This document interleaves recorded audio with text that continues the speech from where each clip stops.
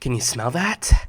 Once upon a time, there was a little tiny incy-wincy mouse, a mouse that had a flair for corn. It loved corn, corn of all types, yellow corn, blue corn, all different types of corn. This mouse loved it. One day, as it was walking around the field, it went... Its eyes lit up because it could smell the sweet scent of corn. It began searching frantically all across the field. Where is this corn? Where is this corn? Where is this corn? Until finally it came next to a wicker basket. A wicker basket. It put its nose up to the basket. It went... And it smiled. It smiled because the mouse knew that inside that wicker basket was a Jannah, a paradise of yellow corn. Now, it was a tiny mouse, so it wasn't able to jump in or climb in. No, it had to bite its way in. So it went next to this wicker basket, and it took out its teeth, and it started gnawing at that wicker. It started gnawing at the wicker around that basket so that way it could make a tiny little hole, tiny enough such that a little teeny incy-wincy mouse could get in. Well, once that mouse got in, it took a look around, and it was like, oh, oh, oh, oh, oh. It was in Mouse Jannah. There was corn everywhere. So that mouse started with one ear of corn. It put it against its teeth and started going... ate it up. Once that ear of corn was done, it picked up another ear of corn. It went... ate it up. Once that one was finished, it went to another ear of corn, picked it up, ate it up, all done. And once it was finished, that mouse took its little hand, put it against its tummy, and said, ooh, I'm full. But now he wanted to leave. He wanted to go back home. But that teeny-weeny, incy-wincy little mouse, after eating 3 ears of corn, was a little bit bigger. Dare I say, it got a lot bigger. And when it tried going through that small hole that it had bitten in order to get in, it couldn't fit. It couldn't fit. So that mouse started to scream and shout. It said, oh no, somebody help me. Oh no, somebody help me. Oh no, somebody help me. And a little rabbit hopped by, and the rabbit went to the mouse and said, Mouse, what's the issue? The mouse said, hey, I can't fit through this hole. And the rabbit laughed and it said, oh man, you're going to have to wait till morning. Wait till morning until your food is all gone, so that way you're small again and you can leave this wicker basket. And so the mouse thought it was a good idea. It took its little paws, put it next to its face, and it went to sleep until the next morning. And when it woke up, it opened its eyes and it saw again,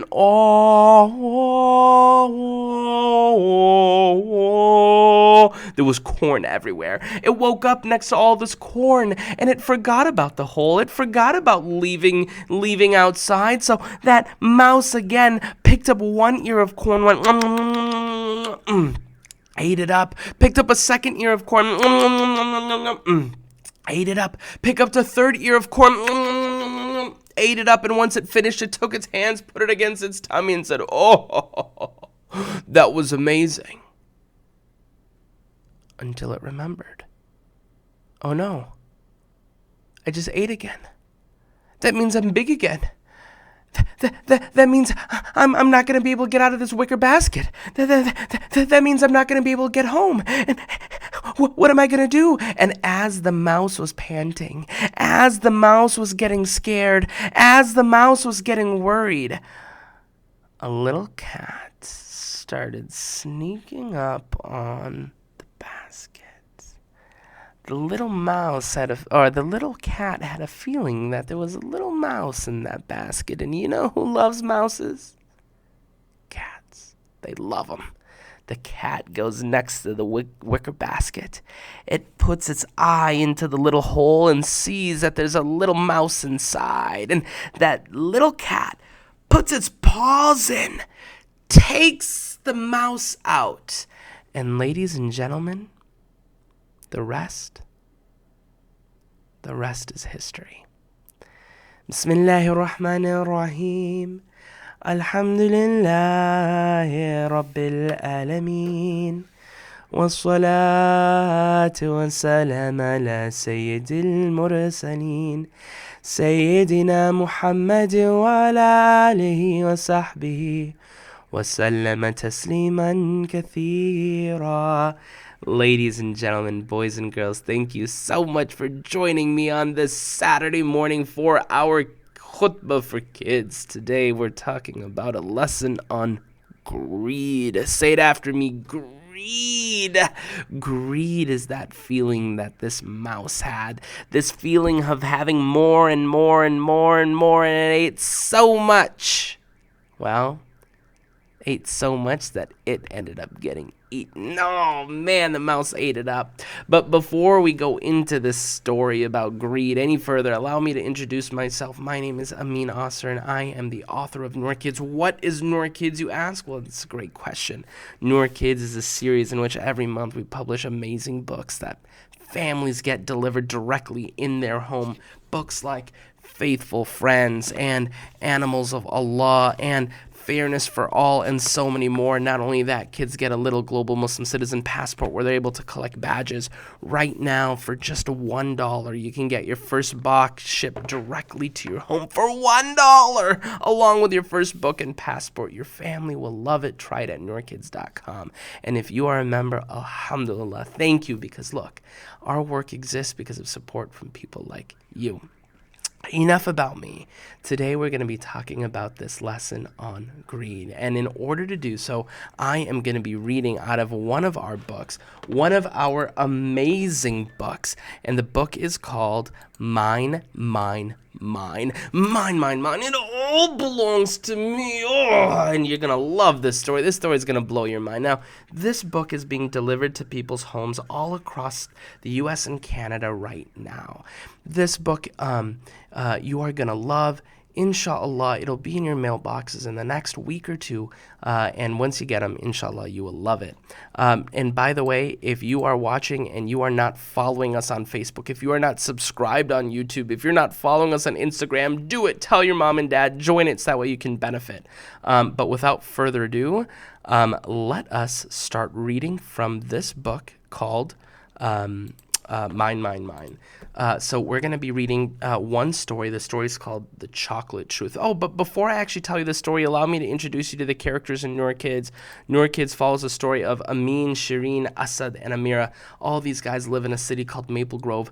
They go to a school called Northport Elementary. They're each about 7 years old. So first there's Amin. You see Amin here with a plate of lasagna. Oh, my Lanta, he loves lasagna so much. I love lasagna so much. I just don't know what I would do without it. Anyways, and he is a sports star. He loves baseball and soccer and football. He's got an older brother named Hasib in college. And the one thing about Amin is sometimes he does stuff without thinking about it.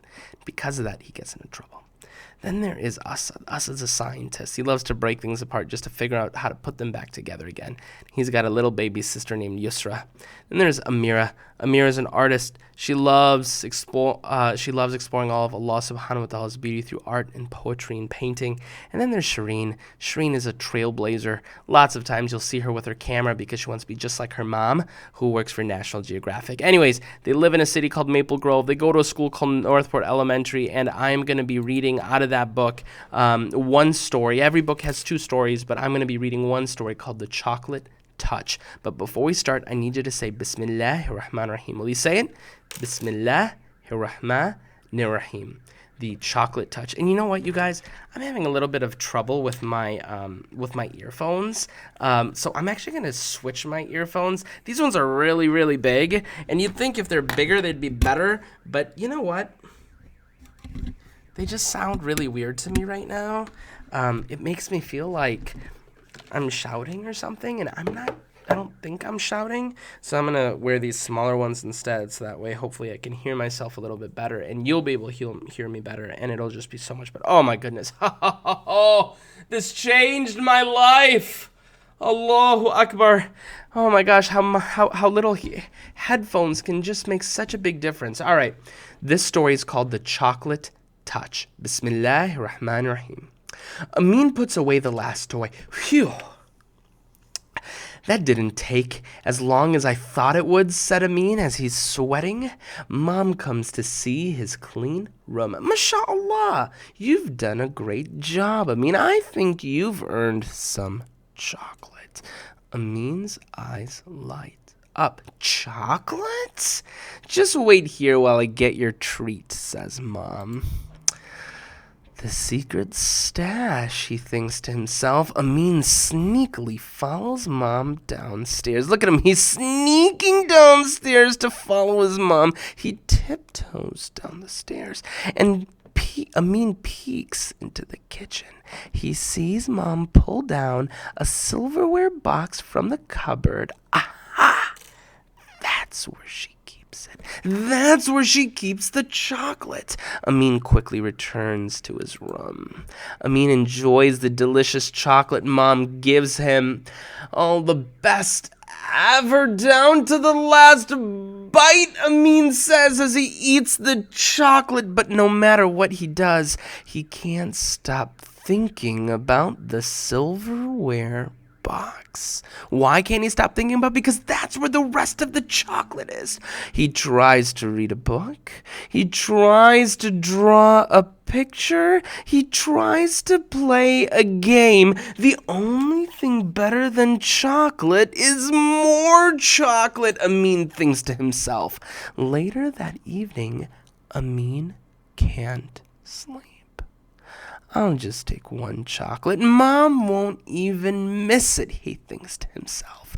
Amin tiptoes through the hallway and down the stairs. In the kitchen, he uses a chair to climb up onto the sideboard. He opens up the cupboard. There it is!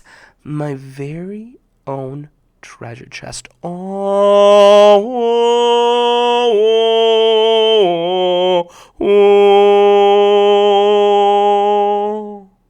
That's like the sound he heard when he saw it. One by one, Amin eats the chocolates. It's so good. I just can't stop, Amin says. After eating several pieces of chocolate, Amin falls asleep and begins to dream. In his dream, he's walking outside. He sees a tall street lamp. Where did this come from, he thinks to himself. Amin touches the street lamp and it turns into chocolate. Yum. The only thing to love more than chocolate is even more chocolate, he says. Amin takes a bite and then he sees a little bird. Come here, sweet little bird, says Amin. Look at, he's got chocolate all over his mouth. The bird lands onto Amin's hand and it turns into chocolate. What? Says Amin. Amin takes a bite. Yum. Amin sees the dinner table set with a tray of lasagna as the main dish. Allahu Akbar, I love lasagna, says Amin. Amin pulls out the chair to sit. The chair turns into chocolate. Uh-oh, I guess I'll have to eat while standing, says Amin. Everything Amin touches is turning into chocolate. Amin can't wait to dig his teeth into the lasagna, but he picks up the fork and it turns into chocolate too. I guess I'll have to eat with my hands, thinks Amin. When Amin touches the lasagna, it also turns into chocolate. No!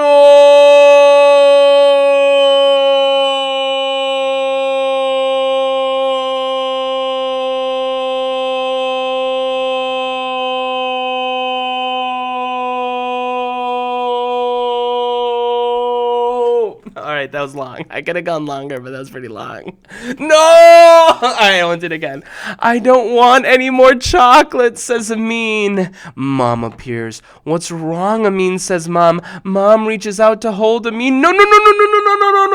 Don't touch me. You'll turn into chocolate too, says Amin. Terrified, Amin wakes up from his dream. What a nightmare, he says.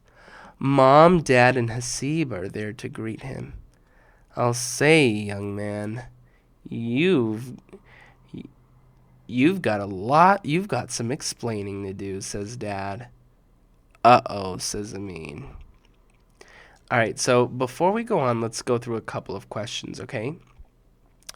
In the dream, Amin had all the chocolate he wanted. But was he happier? Amin had all the chocolate that he wanted, right? He didn't just have 1 bar or 2 bar. I mean, everything he touched turned into chocolate. But was he happy? Well, at first he was pretty happy. Maybe the first bite was, pretty good. The second bite, was probably pretty good. The third bite, was probably pretty good. The fourth bite, was probably pretty good. But after a while, it started to hurt. He didn't want his fork to turn into chocolate. He didn't want his lasagna to turn into chocolate. He didn't want his mom to turn into to chocolate. It started to become terrible. The more he had, the less happy he was. Now, there's an important lesson here, and we'll talk about that shortly. But the more you have doesn't always make you more happy.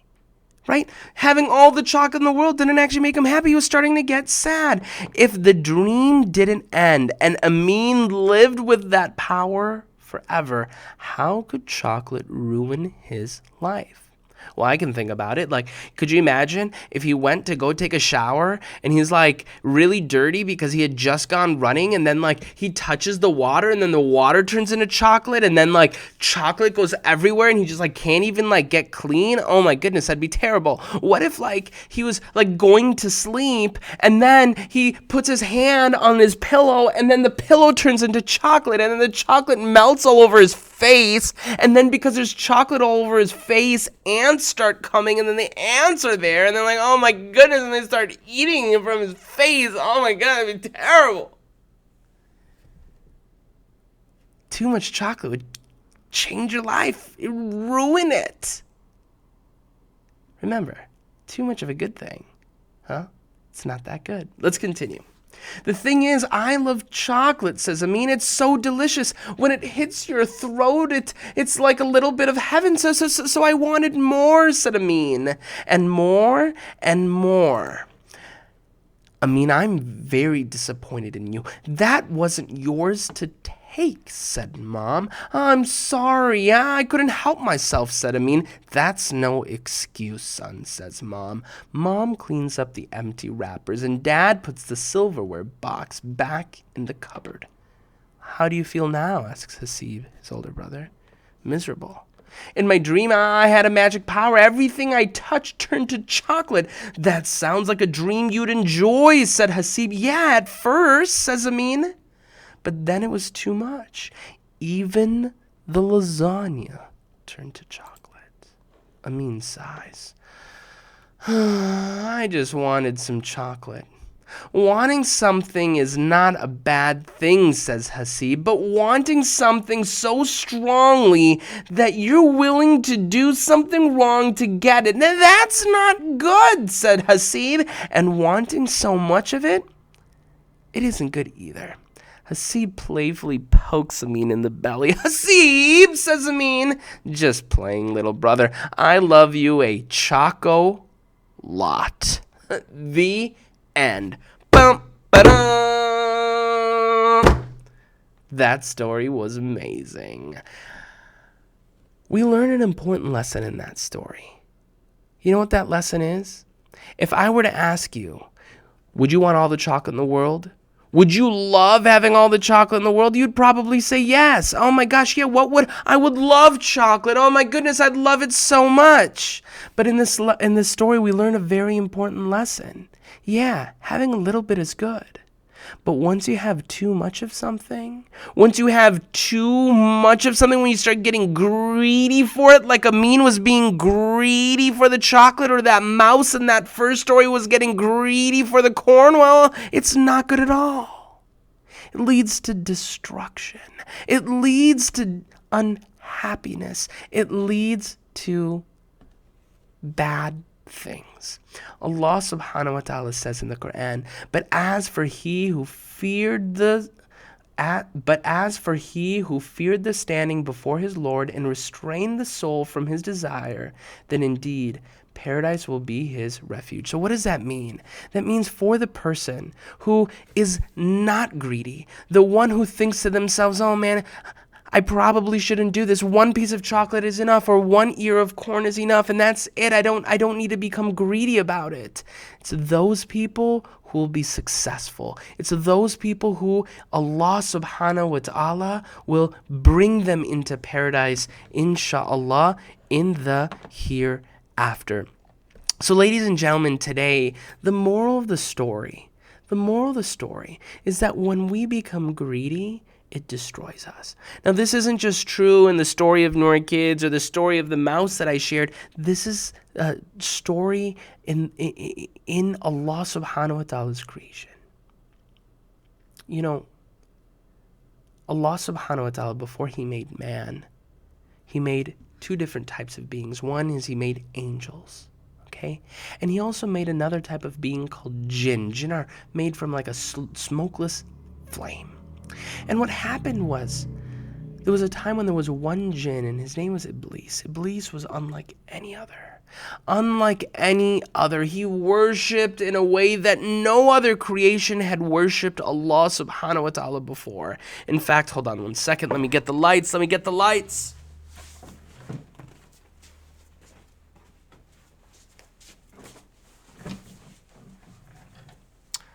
All right, I'm back. Are you back? Everyone's back? Everyone's here? Okay. He worshipped Allah in a way that no other creation worshipped Allah before. They say that when Iblis was like doing his tasbih and he'd like drop his tasbih on accident, there'd be angels who'd come to try to pick it up and try to give it to him because Iblis was so honorable. He was so good.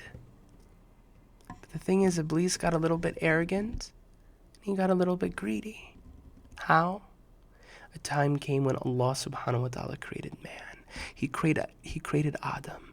And once he created Adam, he tells all of the beings, all of the angels and the jinn, and he says, I want you to bow to Adam. And all of the angels, one by one, bowed, except for Iblis.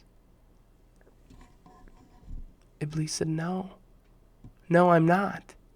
I'm not going to bow. Why didn't he bow? It's because he was arrogant, because he thought he was better. It was also because he was greedy. He was greedy because he wanted that love from Allah. He wanted that station from Allah. He wanted more and more. Allah subhanahu wa ta'ala didn't like that. And he took Iblis and turned him into Shaitan. Shaitan, the Shaitan that we know today, the one that is banished into hell, the one who tries to take us away from the straight path. He got into that role. Why? Because of greed, because of arrogance, because of this irrational love for things that like are inappropriate. And so this is the message that I want you to learn today and take away today. Having something is good and wanting something is good. Wanting a little bit of chocolate is great. Everyone loves chocolate. But wanting too much of it? Well, that's a problem. Liking to, for example, play outside is great, but wanting it too much could be a problem. And so, with respect to everything in life, be careful about greed. Be careful about greed. Be careful about greed. So ladies and gentlemen, boys and girls, I have an announcement to make because we just came out with something amazing, something mind-blowing, something that I am so excited about. It is in this bag. Bump, ba-dum. What's in it? You guys want to take a guess at what's in it? Do you think lasagna's in it? No, there's no lasagna in it. Then it'd get ruined. Chocolate in it? Nah, no chocolate in it. No. What do you think? A superhero cape? You think there's a superhero cape? Maybe. There could be a superhero cape. So you think there might be books in here? Maybe there might be books in here. Let me open it up, okay? Let me show you what's inside. Let me open it up. So first, you'll notice that there's this little backpack. Now, this one is a smaller backpack. It's not meant for big kids. It's meant for small kids. Kids are like 3 and younger. Now, here's the thing. Do you think kids 3 and younger would be reading these books? Probably not. No, these books are for older kids. So what would be in here? Let me open it up.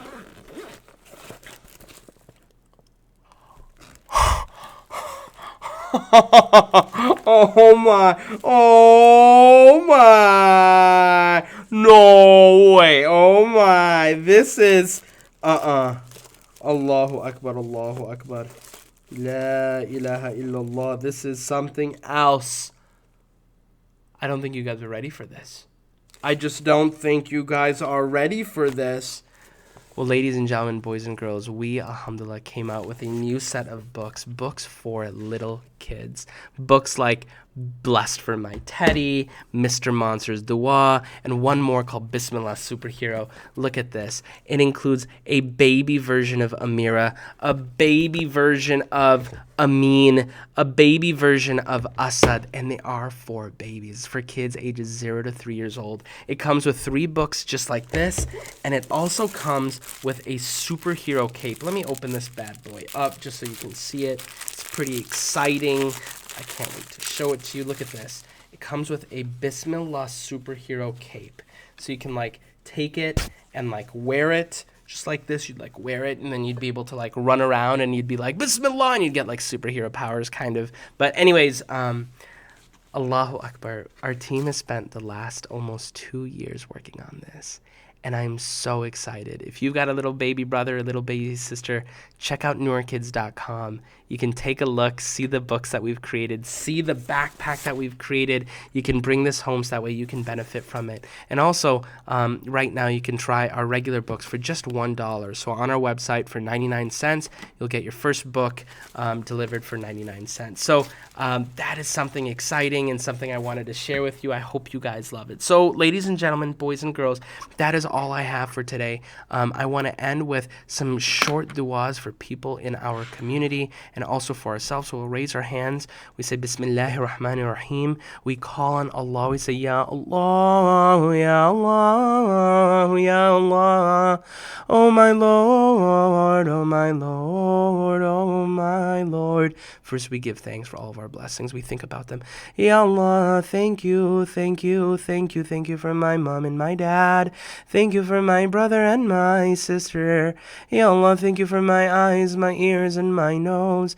Ya Allah, thank you for my home. Thank you for my shelter. Ya Allah, thank you for my clothing. Ya Allah, if I try to count all of my blessings, I could never count them. So Ya Allah, thank you. Now, after we give thanks, we think about our mistakes. Ya Allah, even though you've given me so much, I've made so many mistakes. For the times that I shouted and yelled, Ya Allah, I never should have done that, please forgive me. Ya Allah, for the times that I was being mean and nasty, I never should have done that. Ya Allah, please forgive me. Ya Allah, forgive me for each and every mistake that I made. Ya Allah, I'm sorry. Now, after that, we pray for other people who are in need, and we can pray for people in our community. So I know of people, for example, who need our prayers. Ya Allah, for my friend Ali, for his dad, Zahid uncle, Ya Allah, please help him and cure him. Ya Allah, for my friend Haris, whose dad is Harun, Ya Allah, please cure him. Ya Allah, for all the people on earth who are not safe, Ya Allah, give them safety.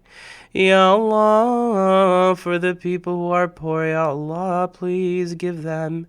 For the people who don't have a mom or a dad, Ya Allah, make it easy for them. Ya Allah, for the people who've passed away like my mom, Ya Allah, please bless them. Ya Allah, bring peace on earth. Ya Allah, please help us and our moms and dads. Give them a long and healthy life just like they took care of us when we were babies. Ya Allah, take care of them when they get older. And now we finally pray for ourselves, whatever it is that we want. Ya Allah, please bless us. Guide us onto the right path, the path of those that have been guided and not the path of those that have gone astray. Ya Allah, allow us to be a representative on earth. Ya Allah, allow us to be walking in your path. Ya Allah, allow our hands to work in your service such that they become your hands. Ya Allah, allow our tongues to work in your service such that they become your tongues. Ya Allah, allow me to be someone who makes you happy. Ya Allah, look down at me with praise. Ya Allah, bless your holy Prophet Muhammad. Bless his family and bless his companions. Ladies and gentlemen, boys and girls, thank you so much for joining me. Now, next week, we are doing something special. Next week, we're going to be talking about Hajj. Why are we talking about Hajj? Because today, the month of the Hijjah has just started. And what that means is that Muslims from all around the world are leaving their homes to go to Mecca. And the reason why they're going to Mecca is because they're going to perform a holy pilgrimage. And we are going to be talking about that as well as Prophet Ibrahim alayhi salam next week. So join us and inshallah we will see you there. Assalamu alaikum wa rahmatullahi wa barakatuh.